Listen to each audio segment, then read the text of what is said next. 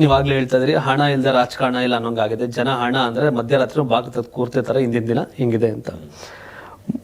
ಬರೀ ಹೋರಾಟ ಬೀದಿಯಲ್ಲಾದ್ರೆ ಆಗಲ್ಲ, ಸದನದ ಒಳಗೆ ದನಿ ಆದರೆ ಅವ್ರ ದನಿ ಆಗ್ಬೋದು ಅಂತ.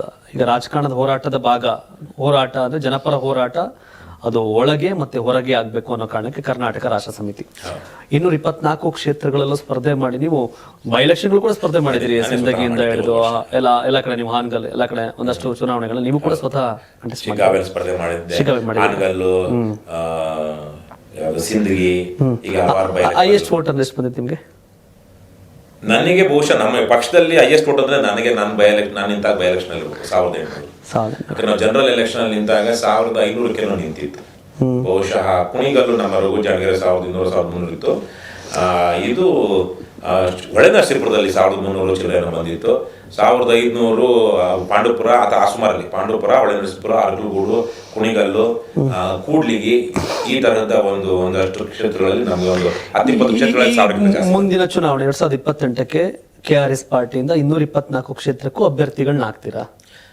ಆ ವಿಚಾರವಾಗಿ ಈಗ ನಮ್ಮ ಪಕ್ಷದ ರಾಜ್ಯ ಸಮಿತಿ ಹೋದ್ ಸಲನು ನಾವು 2022ರಲ್ಲಿನೇ JDU ಅವ್ರ ಜೊತೆ, even Aam Aadmi party, Upendra Prajakeeya, communist party ಎಲ್ಲರೂ ಸೇರಿಸಿ 2-3 ಸಭೆಗಳನ್ನು ಮಾಡಿದ್ವಿ. ವಿಶೇಷವಾಗಿ ಮಹಿಮಾ ಪಾಟೀಲ್ರ ನೇತೃತ್ವದಲ್ಲಿ ನಾವೆಲ್ಲ JCBA ತರ ಮತ್ತು ಜಾತ್ಯತೀತ ನಿಲುವು ಇರುವಂತಹ ಪಕ್ಷಗಳೆಲ್ಲ ಸೇರ್ಕೊಂಡು ಒಕ್ಕೂಟ ಮಾಡ್ಕೊಂಡು ಮಾಡೋಣ ಅಂತ ಹೇಳಿ. ಆವತ್ತಿನ ಸಂದರ್ಭದಲ್ಲಿ ಕಮ್ಯುನಿಸ್ಟ್ ಅಂತ ಬಹುತೇಕವಾಗಿ ನಮ್ಮನ್ನ ತಿರಸ್ಕರಿಸಿದ್ರು. ಇನ್ನು ಪ್ರಜಾಕೀಯ ಅವ್ರದ್ದು ಒಂದು ವಿಚಿತ್ರವಾದ ಸಿದ್ಧಾಂತ, ತತ್ವ ಅಥವಾ ನಡಾವಳಿ ಉಪೇಂದ್ರ ಅವ್ರದ್ದು. ಇನ್ನು ಆಮ್ ಆದ್ಮಿ ಪಾರ್ಟಿ ಅವರು ಅವ್ರದ್ದೊಂದು ರೀತಿಯ ಅಹಂಕಾರದಲ್ಲಿ ಇದ್ರು. ಹಾಗಾಗಿ ಕೊನೆಗೆ JDU ಇಂದ ಸ್ವತಃ ಅವರು ನಿಲ್ಲದಿರ ಅವರ ತಮ್ಮ ನಿಲ್ಲಬೇಕಾಯ್ತು. JDS ಪಕ್ಷದಿಂದ ಮಹಿಮಾ ಪಟೇಲ್, ತೇಜಸ್ವಿ ಪಟೇಲ್ ಅವ್ರ ತಮ್ಮ. ಹಾಗಾಗಿ JDU ಎಲ್ಲೋ ಕ್ಯಾಂಡಿಡೇಟ್ಗಳು ಹಾಕಲಿಲ್ಲ. ಕೊನೆಗೆ ಉಳ್ಕೊಂಡಿದ್ದೇನು ನಾವೇ.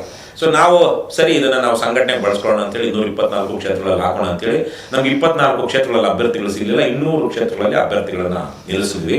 ಅದರಲ್ಲೊಂದು ಏನಾಯ್ತು ಅಂದ್ರೆ 4 ಕ್ಷೇತ್ರಗಳಲ್ಲಿ ಇದು ನಾಮಪತ್ರ ತಿರಸ್ಕೃತವಾಗಿದೆ. ಯಾವುದೋ ಒಂದು ಸಿಗಲಿಲ್ಲ, ಸಣ್ಣ ಪುಟ್ಟ ಟೆಕ್ನಿಕಲ್ ಇದ್ರ ಮೇಲೆ. ಸೊ 196 ಕ್ಷೇತ್ರಗಳಲ್ಲಿ ಅವಾಗ ಹಾಕಿದ್ವಿ. ಸೊ ಈ ಸಲಕ್ಕೂ ಇನ್ನು ಬೇರೆ ನಾವು ಹೊಂದಾಣಿಕೆ ಆಗಲಿಲ್ಲ ಅಂದ್ರೆ 224 ಕ್ಷೇತ್ರಗಳಲ್ಲಿ ನಿಲ್ಲೋದು ನಮ್ದು. ಯಾಕಂದ್ರೆ ಅವಾಗ ಮಾಡಿದ್ರಿಂದ ರಾಜ್ಯಾದ್ಯಂತ ನಮ್ಮ ಪಕ್ಷ ಬೆಳೀತು. ಹೊಂದಾಣಿಕೆ ಆಗೋದಿದೆ. ಈಗ ನಾವು ಈಗಾಗಲೇ ಆಮ್ ಆದ್ಮಿ ಪಾರ್ಟಿಯವ್ರ ಜೊತೆಗೂ ಮಾತಾಡಿದ್ವಿ ನೇರವಾಗಿ. ಮಹಿಮಾ ಪಟೇಲ್ ನಮ್ಮ ಜೊತೆಗೆ ಅದೇ ಸಕಾರಾತ್ಮಕವಾಗಿದ್ದಾರೆ. ನನ್ನ ಬೈ ಎಲೆಕ್ಷನ್ಗೂ ಬಂದು ಅವರು ಪ್ರಚಾರ ಮಾಡಿದ್ರು. ಅದೇ ರೀತಿಲೇ ಈಗ ಇನ್ನು ಪ್ರಜಾಕೀಯಕ್ಕೂ ಮಾತಾಡಿದ್ವಿ. ಮಹಿಮಾ ಪಟೇಲ್ ಪ್ರಜಾಕೀಯ ಉಪೇಂದ್ರ ಜೊತೆಗೆ ಇತ್ತೀಚೆಗೆ ಮಾತಾಡಿದ್ರು, ಸಭೆ ಮಾಡೋಣ ಅಂತ ಹೇಳ್ತಿದ್ರು. ಕಮ್ಯುನಿಸ್ಟ್ ಪಾರ್ಟಿಯವ್ರಿಗೂ ಕೊಡ್ತಾ ಇದ್ದೀವಿ, ನಾವು ಮಾತಾಡ್ತಾ ಇದ್ದೀವಿ, ಅವೆಲ್ಲ ಮಾಡ್ಕೊಳ್ಳೋಣ ಅಂತ. ಆದರೆ ಈ JCB, JDS, ಕಾಂಗ್ರೆಸ್, BJP ಏತರ ಪಕ್ಷಗಳು ಅವರು ಒಂದು ರೀತಿಯಲ್ಲಿ ಯಾರೇ ಬರಲಿ, ಒಬ್ಬರು ಇಬ್ಬರು 3 ಬರಲಿ, 10 ಜನ ಬರಲಿ, ಎಲ್ಲರೂ ಬಂದ್ರೆ ಅವರವರ ಯೋಗ್ಯತಾನುಸಾರ, ಶಕ್ತಿಯಾನುಸಾರ, ಅವರ ಇಷ್ಟಾನುಸಾರ ಒಂದು ಕಾಮನ್ ಮಿನಿಮಮ್ ಪ್ರೋಗ್ರಾಮ್ ಇಟ್ಕೊಂಡು ಅವರು ಎಲ್ಲಿ ಕೆಲವೊಬ್ರು ಇಲ್ಲ ನಾವು ನಿಲ್ಲೋದೇ 2 ಕಡೆ ಅಂತ ಹೇಳ್ತಾರೆ, ಇಲ್ಲ ನಾವು 50 ಕಡೆ ನಿಲ್ತೀವಿ ಅಂತಾರೆ. 50 ಕಡೆ ನಿಲ್ಲೋ ಸಾಮರ್ಥ್ಯ ಇದೆಯೋ ಇಲ್ವೋ ಅಥವಾ ಅಗತ್ಯ ಇದೆಯೋ ಇಲ್ವೋ. ಈಗ ನಮಗಂತೂ ನಾವು ಪಕ್ಷ ಬೆಳವಣಿಗೆಗಾಗಿ 224 ಕ್ಷೇತ್ರಗಳು ನಿಲ್ಲೋದಕ್ಕೆ ಸಿದ್ಧ ಇದ್ದೀವಿ. ಆದ್ರೆ ಚುನಾವಣಾ ರಾಜಕಾರಣ ಅಂತ ಹೋದಾಗ ನಾವು ಕೆಲವೊಂದ್ಸಲ ಗೆಲ್ಲಬೇಕಾಗುತ್ತೆ. ನೀವು ಹೇಳಿದಾಗ ಆಮೇಲೆ ನಾವು ಅಪರಾಧ ಮಾಡದೆ ಗೆಲ್ಲಬೇಕು ಅಂತಿರುವಂಥದ್ದು. ಹಾಗಿರುವಾಗ ನಮ್ಗೆ ಇಡೀ ರಾಜ್ಯದಲ್ಲೆಲ್ಲ ನಮ್ಗೆ ಆ ಮಟ್ಟಿನ ಶಕ್ತಿ ಇವತ್ತಿನ ಈ ಬ್ರಹ್ಮ ರಾಕ್ಷಸರ ಇದನ್ನ ಎದುರಿಸೋದಕ್ಕೆ, ಸೈನ್ಯವನ್ನು ಎದುರಿಸೋದಕ್ಕೆ ಆಗ್ತಾ ಇಲ್ಲ. ಹಾಗಾಗಿ ನಾವೆಲ್ಲ ಸೇರಿದ್ರೆ ಆಗಬಹುದು ಅಂತ ಒಂದು ನಂಬಿಕೆ ಇದೆ. ಹಾಗಾಗಿ ನಾವು ಹೊಂದಾಣಿಕೆ ಮಾಡ್ಕೊಳ್ಬೇಕು. ಈಗ BBMPಗೆ ಹೊಂದಾಣಿಕೆ ಮಾಡ್ಕೊಳ್ಬೇಕು ಅಂತ ನಮ್ಮ ರಾಜ್ಯ ಸಮಿತಿ ನನಗೊಂದು ಆಥರೈಸ್ ಮಾಡಿದೆ. ನೀವು ಹೋಗಿ ಇವ್ರ ಜೊತೆ ಎಲ್ಲ ಮಾತಾಡಿ ಅಂತ. ಈಗಾಗಲೇ ನಾವು ಆಮ್ ಆದ್ಮಿ ಪಾರ್ಟಿಯವ್ರ ಜೊತೆ ಮಾತಾಡಿದ್ವಿ, ಮಹಿಮಾ ಪಟೇಲ್ ಜೊತೆ ಮಾತಾಡ್ತಿದ್ವಿ. ಈಗ JDU ಇಂದ ಒಬ್ರು ಈ ಆಗ್ನೇಯ ವಿಧಾನ ಪರಿಷತ್ತಿಗೆ ಟೀಚರ್ಸ್ ಕಾನ್ಸ್ಟಿಟ್ಯೂನ್ಸಿಗೆ ನಿಂತಿದ್ದಾರೆ. ಸೊ ಅವ್ರಿಗೆ ಬೆಂಬಲ ಕೊಡೋಣ ಅಂತ ನಾವು ಮಾತಾಡಿದ್ದೀವಿ. ಸೊ ಹೀಗೆ ಒಂದಷ್ಟು ಹೊಂದಾಣಿಕೆ ನಡೀತಾ ಇದೆ. ಆಗಲೇ ಹೇಳಿದಂಗೆ ಅವರು ಒಪ್ಕೊಳ್ಬೇಕು. ನಾವಂತೂ ಬಹಳ ಮುಕ್ತವಾಗಿದ್ವಿ, ಪ್ರಜಾಸತ್ತಾತ್ಮಕವಾಗಿದ್ವಿ.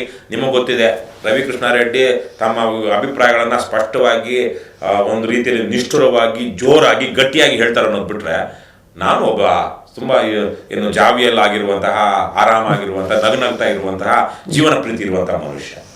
ಸೊ ನಾವು ದುಷ್ಟನೂ ಅಲ್ಲ, ರಾಕ್ಷಸನೂ ಅಲ್ಲ.